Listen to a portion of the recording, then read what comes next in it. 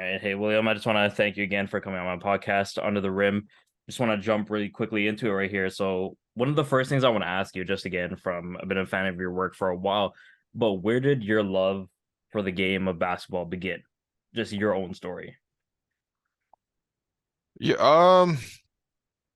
I'm not even quite sure to be honest, because it wasn't like anyone in my family was like super big on basketball. The big sport in my household was soccer, and Mhm. that's what my dad played, and that's what got me into sports. But yeah, I think basketball probably was just like, in the school grounds of um just growing up in Toronto. Like I think that's probably where I was most exposed to the game.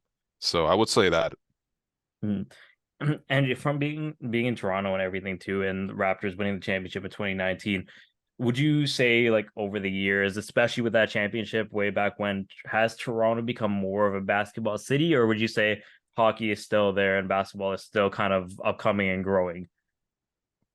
I mean, it's hard to say, right? Like, who's Mm, who's really qualified to say something like that? I mean, mhm, when you saw the championship parade and how there was like 3 million people in the streets, like, I don't think you can really deny that it was a very basketball focused city. But at the same time, I think Toronto is always it's a place where like people hop on waves. mhm, Um, so I think it's kind of just both at this point. But clearly, there's definitely a lot of interest in basketball. I mean, like I live in the city. I go around and yeah, you're like it's actually very very hard to find a court when the weather is nice mhm, that isn't like completely full and people are running. So yeah, obviously the sport has grown a lot.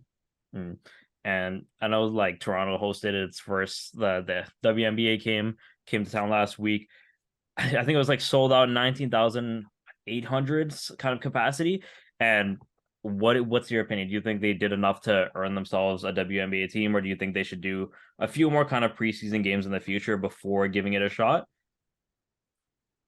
I'm not entirely sure what the criteria is in terms Mhm. of how they get a team and how that's secured, but I mean, I think they did ace it. Like, they made it a good experience. I was there. It was a good celebratory mood. There was definitely yeah, it was a very different vibe Mhm. than even being at a Raptors game. There was a lot more of a celebratory mood. I think there's a lot more women in the crowd, a lot more children in the crowd. And I think people were just kind of there to celebrate like women's sports. Obviously, Mhm. like I don't think people were there specifically to cheer on Chicago or Minnesota, but Mhm. at the same time, like I think people were just really trying to, show out and have a good time. And it really was that. It was actually one of the more genuine experiences I had at Scotiabank. I feel like the tickets were also priced in a way that was much more accessible to most of the people who live here. And so, yeah, it was just a great mood. I'm hoping to see that come to Toronto. I'm not entirely sure in terms of what other factors the WNBA is looking into, but if this was a test run, like they clearly did ace the test run. So, Mhm. Yeah, it was actually incredible. See, I knew a couple of my friends went out and headed out to to see the game, and I was just talking about with them. They should probably bring a WNBA team here again. Don't know the criteria, but I think we did a pretty good job. And last night was the draft lottery, and again, you covered the Raptors, about the team, and they secured the 13th pick. And going forward now, do you think they should keep the 13th pick, kind of build for the future, or do you think they should trade that for either someone to help out Pascal, or do you think they should pair that and Pascal? What do you think the next step should be going forward for the team itself? um, that's a good question. I really have no sense in terms of like which way they're leaning or which way they're not going. I mean, for sure the Raptors should keep their 13th pick and add more talent to the pipeline. But at the same time, I think in terms of what trades are available at the draft, like that's really incumbent on the front office in terms of are you going to pivot in a way that you're going to rebuild, or are you going to sort of continue to build on this core? And I think for the Raptors, like more than anything else, they just got to be really pragmatic, right? Like, what's the best deal there to be made? I'm not even like saying they need to pick a direction one way or the other, but I just need to see like good value added deals, right? If you move on from a guy like Fred or who's a free agent, so you'd have to do sign and trade, or same thing with Gary. Like what can you get back in return? Because I don't want to see these guys just being lost for Mhm. nothing. And in the cases of Pascal and OG, if you trade them, you're pretty much signaling a rebuild. And you know what? I'm not really against that, but if you do signal a rebuild, which does sound fairly unlikely from the front office at this given moment, but if you do circle that rebuild, then um, Yeah, like that, the draft would be a good time to trade for it. And it seems like the number 3 pick's gonna be available. Seems like the number 4 pick's gonna be available. So, you will need to call, Houston and Portland and sort of see like what their interest is. But for me, I just want to see some sort of specific directive from the front office where they're able to add more value to the team. More first and foremost. I don't even necessarily need them to firm rebuild or firm compete, but they need to add more talent to the team. Mhm. Especially with them it kind of seems like they're going into the rebuilding direction. Do you think this past season, do you think they kind of did the right thing with, again, like trying to win games and make the playoffs, or do you think they should kind of stayed more on the tanking side? Like how was your like for like your review of that this prior season? I mean, I think for them, like I didn't think at any point that they made any moves that pushed them in a direction where they were trying to lose games. Like I think that they struggled this season. There were a number of reasons for that. But at the same time, like this has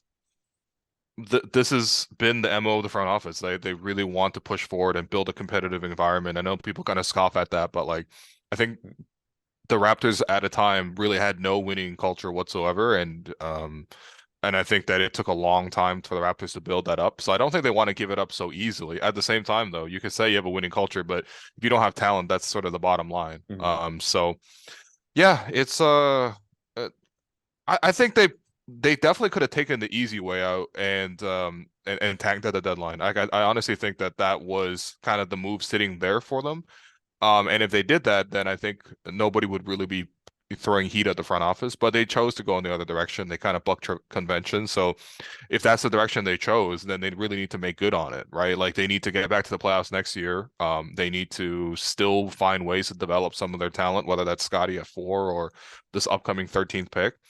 And then also find ways to sort of balance out the roster because I think that Jakob at least gave them a center, and I think that improved their play. But there are other additions and talent upgrades that need to be made. So it's not an easy summer for the front office. Plus, they have to hire a coach. Mhm. And yeah, it also just seems like they didn't want to go the tanking route, even though I personally didn't think they should. I didn't think they should have tanked, mainly so like made moves to kind of pick a direction. Like if you want to win, then kind of make moves towards that, or if you want to rebuild through the draft, go towards that. But with in terms of Pascal Siakam, and this is something I've debated with my friends. This is something I've asked Vivek a couple of weeks back. Do you think going forward that Siakam can be the best player on a championship team, like the Raptors, for example? Do you think he can be No, your best player? no, I don't think so. But I mean, I think that there's like 5 players in the league in any given year that can do Mhm. that. So I don't think that's an indictment against him, but no, I don't think he is that. But I do think that he can definitely be a crucial piece of a championship team, which we've already seen happen once. But yeah, no, he's not a number 1 guy though in championship, which I feels like always disparaging. Mhm. But like I don't even think Joel Embiid is that, and he just won MVP. So Yeah. This was something I was discussing with my friend too. It's not necessarily bad to be kind of like the second option on the team though. That doesn't mean he's horrible. That doesn't mean he's a bad player. It just means he flourishes better with say some behind someone like Kawhi Leonard. He was still mhm. putting up amazing stats. He just didn't have the pressure of a whole team on him to like to come through, in the clutch. Like we could have given it to Kawhi. We didn't have to give it straight through it to Siakam. Yeah, and it's to And be noted, Siakam is much better than he was in the year that he yeah, won the championship. exactly. He's incredible. And then even now I think like if you were and you would say you were in the position if you had to trade Siakam or Scotty, would you give up Scotty if you knew say you were if you traded I this was something I proposed as well. Straight up Scotty for Anthony Edwards, just one on one, would you do that trade? Yeah, 100%. Yeah. Mhm. Do you think because again a lot of people are saying Scotty's upside, but I think for something like Anthony Edwards, again, he's a generational young player. I feel like he brings more to the table than Scotty, even though I really love Scotty's game. And going forward now, I saw the Blazers were shipping their third pick, and people were saying either you send Siakam and the 13th pick, or no, you send Siakam Fred VanVleet. Do you think it's possible to find a way to wiggle that 13th pick and maybe Fred VanVleet for Dame? Do you think that's something the Raptors should look for, try to do? I don't think so. I think the Blazers are actually still committed to building Mhm. around Dame. So I think it's more likely that they use a number 3 pick to bring help to him. So I think that that pick is available. But at the same time, like I don't actually see Dame and Siakam as sort of a championship pairing either. Hmm. So I don't think I would actually go all in on Dame, especially at his age. Plus, I just feel like he seems like the kind of player where, yeah, I mean, it's sort of win now, and I don't actually see like the win now kind of group around him. Like Hmm. Siakam and Dame as a two-man pairing, does that win you even the Eastern Conference? I don't Hmm. even think so. So That's actually true to bring up. Like again, I feel like it's hard because where they're going now. I do think the Raptors could try and get the third pick from the Blazers because they are in win now mode, and I feel like if they were mhm. to give out Siakam and pair it with Scotty or whoever, they could possibly build a young core going there. But now with the Raptors in the future, they just let go of Nick Nurse. Um, do you have any ideas on who you would like to see as the next coach, either Becky Hammond or recently fired Doc Rivers or Yeah, I want to see sort of a new voice. Mhm.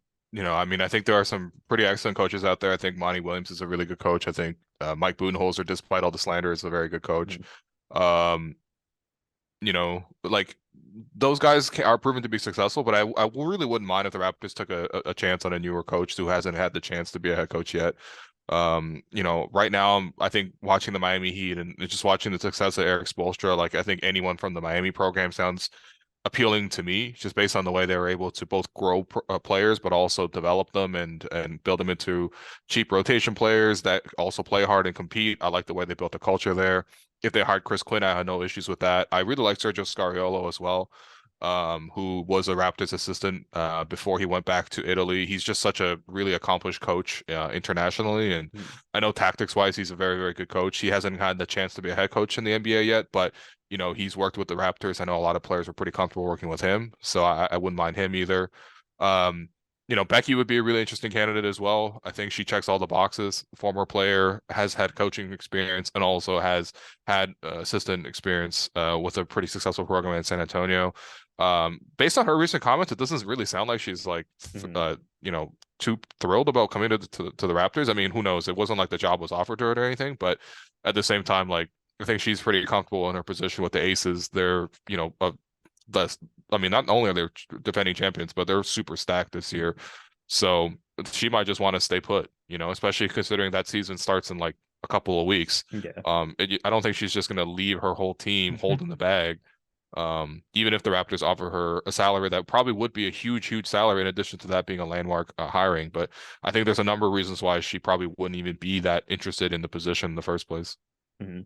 And I've seen the rumors talked about that the Raptors have interviewed JJ Redick, and we've seen kind of how players transition to coaches. Either they're really good, like Jason Kidd, or it can end up like a Steve Nash situation. What are your whole opinions on JJ Redick as the coach, as a potential coach? I'm not a fan of it. Mhm. I think that there are so many nuances to coaching and the grind of it. It's not just about the X's and O's. It's not just about building relationships with your players. It's about you're like working, I don't know, like at minimum 14, 15 hours a day. Mhm. And I just don't think that JJ has experienced that grind long enough where, you can get used to it and you're like, okay, I really want to do this as a job. Like, I'm sure there's long days at ESPN, or I'm sure there's long days as a player preparing, and maybe down the line with some more head coaching or with some more coaching experience. But he hasn't been an assistant anywhere. He has definitely hasn't been a head coach anywhere. Like I just need more. I'm sorry, like I don't think that he gets to jump the line in this case. Yeah, exactly. That's what I was thinking too. Just because I feel like just because he was on first take and he's kind of demonstrating his like basketball knowledge a bit, people are kind of saying maybe he can coach a team. But I feel like that's a huge jump from going to a talk show to coaching an actual NBA team. And with for like speaking of first take in itself, and we've seen how narratives play a huge part in like MVP voting and everything. I thought Jokic should have won MVP. But I feel like after that segment with Perkins and JJ Redick, it kind of changed the narrative to more to Embiid. Do you think Embiid always deserved that MVP, or do you think narratives had a huge part to play in that, or was it someone else in your mind for MVP, like entirely? No, no, I liked Embiid as MVP. I think Mhm. he was valid. I think the MVP is not the best player in the league. It's who had the best season, and I think Mhm. Embiid had the best season. He led the Mhm. league in scoring. He scored like 35 points a game. His team was also fairly successful as well. And yeah, I just think that for a lot of people, like it's not even necessarily narratives, right? I think people just kind of got tired of the story. Like there was no real like upside for a lot of voters where like, okay, we voted Jokic in for MVP again. I mean, right now it looks like yes, Jokic is a better player than Embiid, but I think during the course of the regular season, like it was closer than it ever had been before. And Mhm. I think Embiid leading the league in scoring, having so many clutch moments, like that really did push him over the edge for a lot of people. Like, it was pretty valid to vote for him. I don't think that it was invalid. I mean, in terms of the discussion that Perkins was trying to bring into it, you know, I don't want to dismiss like the idea that there are implicit racial biases that come into Mhm. place with any sort of evaluation. I think that you know, that is very realistic in not just basketball but in all sorts of industries. I don't think Perk did a great job of delivering that message in a concise way, because you know, I just don't think that he's the most well-spoken person in these kind of subjects. And of course, when you bring up something this sensitive, people will require you to be very detailed and specific. But at the same time, like I actually don't think that I don't think it was even that good of a conversation, you know, conducted by JJ Mhm. Redick. To be frank, like I think his defense was just how could you say everyone's racist? Like I don't think that's actually what Kendrick Perkins was saying either. Yeah. So Yeah, no, I agree. I think like the whole segment, honestly, like the first take itself, was kind of just out of the blue, just them yeah, pulling, yeah, making content. So, but yeah, it was interesting, and for me, it was either always Giannis or Embiid for my MVP. Again, I think for in my mind too, there was voter fatigue as well, or like just sure. fatigue as seeing Jokic as the MVP over and over. But now that we're in the final four here, um, what were your thoughts like out like previously? What were your thoughts on that game seven with the 76ers and the Celtics? Like Embiid's performance, Harden's and Tatum coming out. Do you and with Doc Rivers himself, because he got bear slander after that game. He caught it from the worst from Twitter. Do you think the slander was deserved on Doc Rivers? Because I know again Harden and Embiid had their fair share to play in that, but or do you think just Doc's just catching unnecessary flack? No, I mean, I actually think he coached a decent series. Mm, I think it's for him, like, you know, this is more of an issue on management and an issue on the players. mm, You know, management needed to toss somebody out of the boat. They obviously there's a lot of frustration in Philadelphia because they keep seeing the same result. mm, So, you know, you have to change something, and coaches are pretty much hired to be fired. mm, So that was sort of an easy scapegoat. But I also at the same time I think that, yeah, I mean, what are you supposed to do when your stars play that poorly? Right. And, you know, I think Embiid was the number one reason why they lost game seven. Not only was he poor offensively, he was also getting targeted defensively. Like Jason mm, Tatum literally had half his points of his 51 against Embiid. And mm. so, you know, that's where the issues was with the stars. And, you know, obviously it's a lot easier to replace coaches than it is to replace stars. So, yeah, I'm not saying I'm trying to defend Doc Rivers. I mean, I think his Mhm. record is pretty poor in the playoffs, but at the same time, I think that you know, I think the players deserve a lot of blame, and I think in particular Joel Embiid deserves a lot of blame. Like he just did not look engaged, and Mhm. you know, we could talk about the tactics, we could talk about um the expectations for stars, but realistically, like he wasn't involved enough, and he wasn't, you know, he never really lifted the team or even given them any sort of energy and drive. And that's part of being the number one guy is you sort of Mhm. like take over, you make all these hustle plays. I'm looking at Jason Tatum making all sorts of shots. I'm looking at, you know, Jaylen Brown diving all over the floor and making all these hustle plays. Like that's what really got the Celtics back into the game in game seven. They were down double digits in the first quarter.